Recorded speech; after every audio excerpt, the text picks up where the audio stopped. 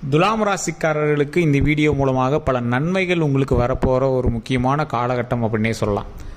Sir, நீங்கள் நிறைய நாள் கஷ்டங்களை மட்டுமே அனுபவிச்சிருப்பீங்க, நிறைய நம்பிக்கை துரோகங்களை சந்திச்சிருப்பீங்க, நிறைய வருவாயில் சிக்கல்கள் ஏற்பட்டிருக்கும். இதுக்கு எல்லாத்துக்கும் ஒரு தீர்வு கிடைக்காதா, என்னைக்கு அந்த தீர்வு கிடைக்கும் அப்படின்னு நீங்கள் வெயிட் பண்ணிகிட்டு இருப்பீங்க. அந்த மாதிரி ஆட்களுக்கு வரக்கூடிய ஒரு 12 நாள் அப்படின்னு சொல்லலாம். இந்த 12 நாட்களில் உங்களுக்கு வரக்கூடிய ஒரு லாட்ரி டிக்கெட் அப்படின்னு வச்சுக்கோங்களேன். இந்த லாட்ரி டிக்கெட்டை கையில் வாங்கி வச்சிங்க அப்படின்னா அதோட வின்னிங் டேட் உங்களுக்கு தெரியும். அந்த மாதிரி இந்த 12 நாள் அது லாட்ரிகிட்ட வாங்குறதும் இல்லை அதை வேண்டான்னு உதாசீனப்படுத்துறதும் உங்களோட கையில் இருக்குது. இப்போ நீங்கள் நடந்துக்கக்கூடிய அந்த 12 நாள் நீங்கள் எப்படி நடந்துக்கிறீங்களோ அதை பொறுத்து தான் இனி வரக்கூடிய காலகட்டங்கள் உங்களுக்கு அமையுது அப்படின்னே சொல்லலாம். மிகப்பெரிய வருவாய், மிகப்பெரிய நன்மை, மிகப்பெரிய சந்தோஷமெல்லாம் இனி வரக்கூடிய காலகட்டங்களில் கிடைக்க போகுது.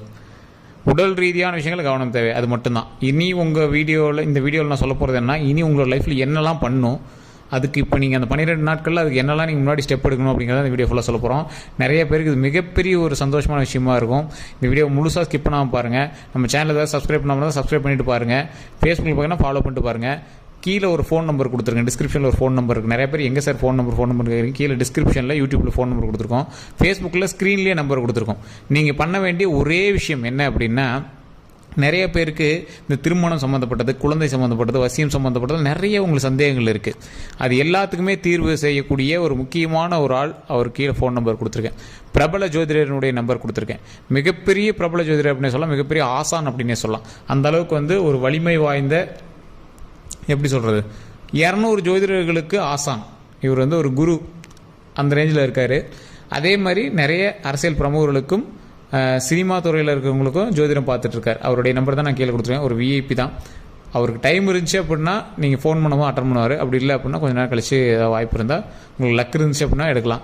ஸோ இந்த வாய்ப்பை நீங்கள் தவற விடாமல் நீங்கள் ட்ரை பண்ணுங்கள். மிகப்பெரிய ஒரு வல்லுநர்கிட்ட அவரோட நம்பரை நான் கேட்டு வாங்கி கொடுத்துட்டு அதை நீங்கள் ட்ரை பண்ணி பாருங்கள். அதே மாதிரி ஒரு முக்கியமான விஷயம் இந்த வீடியோ மூலமாக சொல்லணும் அப்படின்னு ஆசைப்பட்றேன். இந்த துலாம் ராசிக்காரர்கள் மட்டும் கிடையாது, எல்லா ராசிக்காரர்களும் முதன்மையாக வணங்க வேண்டிய தெய்வம் குலதெய்வம். இப்போ நிறைய பேர் கமெண்ட் செக்ஷனில் கேட்கக்கூடியது, சார் இந்த ராசிக்காரர்கள் இந்த தெய்வத்தை வணங்குறோம், அது மட்டும் போதுமாங்கிறீங்க. ஃபஸ்ட்டு குலதெய்வத்திட்ட அனுமதி வாங்கினா தான் எந்த தெய்வத்திலுமே நீங்கள் அருள் பெற முடியும். குலதெய்வம் அப்படிங்கிறது என்ன, உங்களுடைய குலம், உங்களுடைய முன்னோர்கள் ஆசி இருக்கக்கூடிய ஒரு இடம். தாய் தந்தையருக்கு நீங்கள் உணவளிச்சுட்டு தான் நீங்கள் போய் எந்த ஒரு விஷயமே செய்யணும். அப்போ தான் கடவுளுமே கண் திறந்து பார்ப்பார்.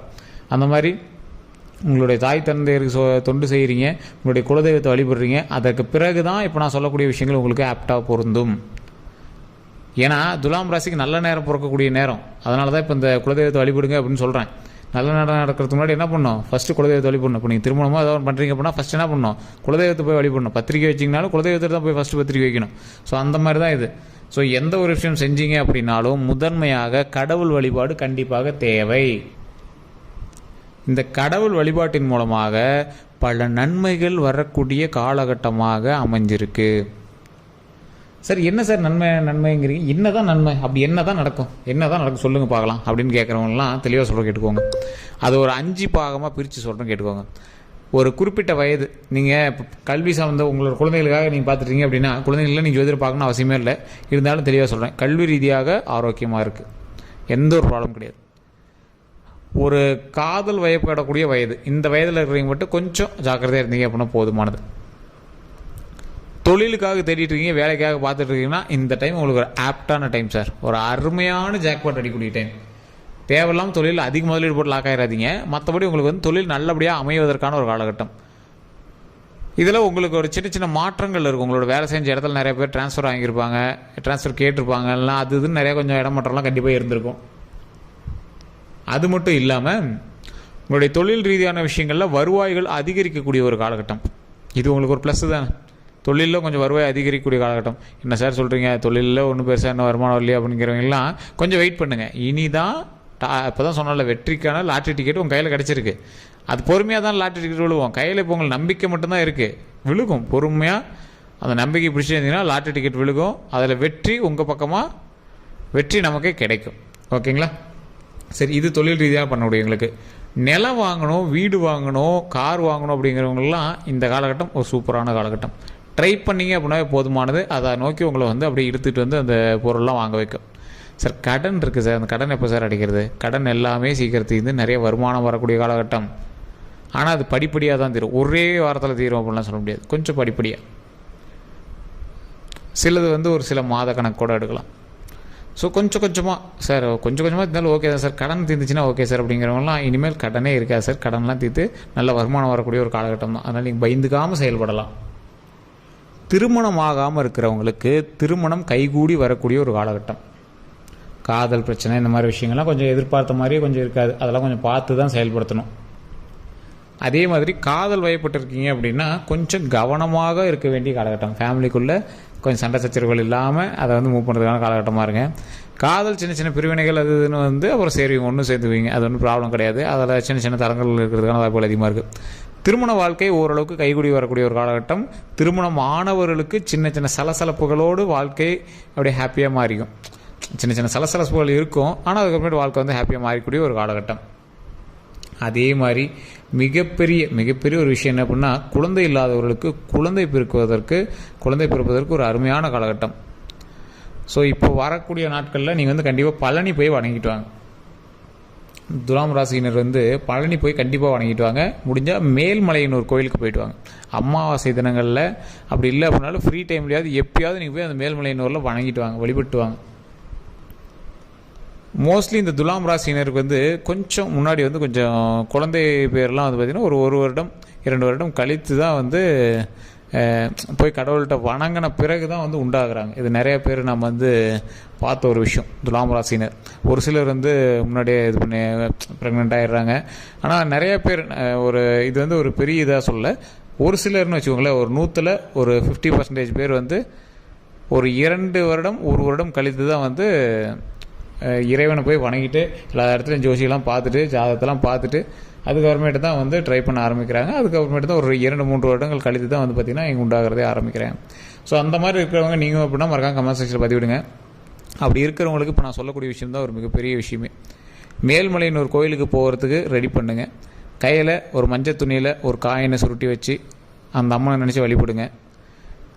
அந்த காயினை கொண்டு போய் நீங்கள் அந்த கோயிலில் போட்டு வழிபடுங்க. அந்த கடவுள்கிட்ட நீங்கள் வேண்டக்கூடிய ஒரே விஷயம் என்னவாக இருக்கணும் அப்படின்னா, அந்த கடவுள்கிட்ட நாம் வந்து வழிபடுற மாதிரி நம்மளுடைய வாரிசுகளும் சந்தோஷமாக மகிழ்ச்சியாக வழிபடணும். என் வம்சம் வளர்ந்து வரணும், என் வம்சம் தொன்று தொட்டு வளர்ந்து வரணும். இப்போ நான் வந்து வழிபடுற மாதிரி என் பையன் வழிபடணும், அவனோட பையன் வழிபடணும், அந்த மாதிரி நாம் வந்து வணங்கிட்டு வரணும். இது ஒரு மிகப்பெரிய கடவுள் கொடுக்க வரம்.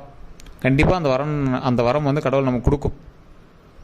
ஸோ அந்த மாதிரி விஷயங்கள்னால குடும்பம் வளர்ச்சி பெறும். அதே மாதிரி கோயில் எப்பவுமே சந்தோஷமாக வணங்கணும், மகிழ்ச்சியோடு வணங்கணும், பாசிட்டிவ் வைப்போடு வணங்கணும். கோயில் அழுவே கூடாது, பாசிட்டிவாக வணங்கணும், சந்தோஷமாக சிரிச்சுக்கிட்டே மகிழ்ச்சியோடு வணங்கணும். இது கண்டிப்பாக கடவுள் நமக்கு கொடுப்பார் அப்படிங்கிற நம்பிக்கையோடு வணங்கணும். அந்த மாதிரி இந்த துலாம் ராசினர் வணங்குங்க, ஆட்டோமேட்டிக்காக கடவுள் சந்தோஷத்தை நமக்கு கொடுப்பார். ஸோ இது வந்து இந்த குழந்தை வரத்துக்காகவே சொல்லக்கூடிய ஒரு முக்கியமான விஷயம். இதை கண்டிப்பாக பண்ணுங்கள், மிகப்பெரிய நன்மை நடக்கும். அதே மாதிரி தொழில் ரீதியான விஷயங்களுக்கு நிறைய பேர் லேக் இருக்குது அப்படின்னா, ஓரளவுக்கு தொழில் கொஞ்சம் மந்தமாக தான் இருக்குது அப்படின்னா, கண்டிப்பாக நீங்கள் வணங்க வேண்டிய ஒரு முக்கியமான தெய்வம் திருப்பதி ஏழுமலையான். ஸோ திருப்பதி ஏழுமலையான் வணங்குவதற்கு முன்னாடி உங்களுடைய தொழில் சார்ந்த இடத்துலையோ இல்லை வேறு எந்த ஒரு தொழில் சார்ந்த இடத்துலையோ நீங்கள் வழிபடக்கூடிய திருப்பதி ஏழுமலையானோட புகைப்படத்தை வச்சு, அதுவும் லக்ஷ்மியோடு இருக்கிற மாதிரி சில புகைப்படம் இருக்கும், அதாவது கால்கிட்ட லக்ஷ்மி இருக்கிற மாதிரி இருக்கும், அந்த மாதிரி புகைப்படம் வைக்கக்கூடாது. ஒரே ஒரு திருப்பதி ஏழுமலையான் சிலை நின்றுட்டு இருக்கிற மாதிரி ஒரு சிலையை வச்சு வழிபடணும். அதை நீங்கள் வச்சிங்க அப்படின்னா அதுக்கு தகுந்தாற் போல் அதுக்கு பூஜை பண்ணணும், இல்லை பூ வைக்கணும், மலர் வைக்கணும், ஏதோ ஒன்று வச்சு வழிபட்டுகிட்டே இருக்கணும். அதை வச்சேன் சார் அது ஒன்றும் பெருசாக தெரியல அப்படிலாம் சொல்லக்கூடாது. அதை வச்சிங்கன்னா அதுக்கு தகுந்த மாதிரி பூஜையோ இல்லை ஏதோ ஒன்று இருக்கணும். அதுக்கு திருப்பதி ஏழுமலையான் வந்து எந்த கோயிலுமே பாருங்கள், திருப்பதி பெருமாள் கோயில்னு எதுவுமே மூடி வச்சிருக்கவே மாட்டாங்க. வாரத்தில் சனிக்கிழமை கன்ஃபார்ம் ஓப்பன் பண்ணிவிடுவாங்க. மற்ற எந்த கோயிலுமே கூட கொஞ்சம் நாளைக்கு கூட மூடி வச்சு கூட அப்பப்போ என்னால் ஓப்பன் பண்ணுவாங்க. ஆனால் அந்த பெருமாள் கோயில் மட்டும் தினசரி வணங்கக்கூடிய கோவில். மும்மூர்த்திகளில் பிரம்மாவுக்கு வந்து கோவில் கிடையாது, வனம் தான். வனமாக இருக்கக்கூடிய எல்லா இடமும் பிரம்மாவுக்கு. சிவாலயங்கள் வந்து அமைதியினுடைய சொரூபமாக காட்சியளிக்கக்கூடிய ஒரு இடம். ஆனால் அந்த பெருமாள் கோவில் மட்டும் வந்து பார்த்திங்கன்னா நல்லா சலசலப்போடு அப்படியே சாமி கும்பிட்டுட்டு அப்படியே நவுந்துகிட்டே இருப்பாங்க. பெருமாள் கோயிலில் சாமி கும்பிட்டு உட்கார மாட்டாங்க. ஏன் அப்படின்னா பெருமாள்கிட்ட லக்ஷ்மி தேவியார் இருப்பாங்க. வணங்கிட்டு உட்காந்து அங்கேயே லக்ஷ்மி தேவி உட்காந்துடக்கூடாது அப்படிங்கிறதுனால சாமி கும்பிட்டோன்னே வீட்டுக்கு வந்துடுவாங்க. ஏன்னா லக்ஷ்மி தேவி இங்கே வந்துடும்ல, லக்ஷ்மி வந்து நம்ம வீட்டுக்கு வந்துடும். அந்த லக்ஷ்மி வரும்போது அதனுடைய செல்வத்தையும் நமக்கு கொண்டு வரும். அதனால தான் பெருமாள் கோயிலில் யாரும் சாமி கும்பிட்டு உட்கார மாட்டாங்க. ஸோ அந்த திருப்பதி ஏழுமலையானுடைய நின்று கொண்டு காட்சியளிக்கக்கூடிய திருப்பதி ஏழுமலையானுடைய புகைப்படத்தை வைத்து வழிபட்டால் மிகப்பெரிய நன்மை உண்டாகும் இந்த துலாம் ராசினருக்கு. ஓம் திருப்பதி ஏழுமலையான போற்றி, ஓம் திருப்பதி ஏழுமலையான போற்றி, ஓம் திருப்பதி ஏழுமலையான போற்றி அப்படின்னு மறக்காம கமெண்ட் செக்ஷன் முன்னே பதிவிடுங்க.